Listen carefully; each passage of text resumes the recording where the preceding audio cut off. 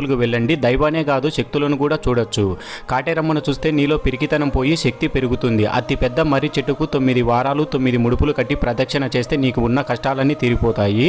మీరే చూడండి, భక్తులు కట్టిన ముడుపులు లక్షల్లో ఉన్నాయి. నేను కూడా మనసులో అనుకుని ఒక ముడుపు కట్టాను. అమ్మవారి విగ్రహం కింద ఒక గోడకు రూపాయి బిళ్ళలు ఎందుకు అతికిస్తున్నారని చూస్తే ఇక్కడ రూపాయి బిళ్ళ ఎలాంటి సపోర్టు లేకుండా హత్తుకుంటే కష్టాలు తీరిపోతాయంట. కింద పడితే కష్టాలు తీరడానికి ఇంకా టైం పడుతుందంట.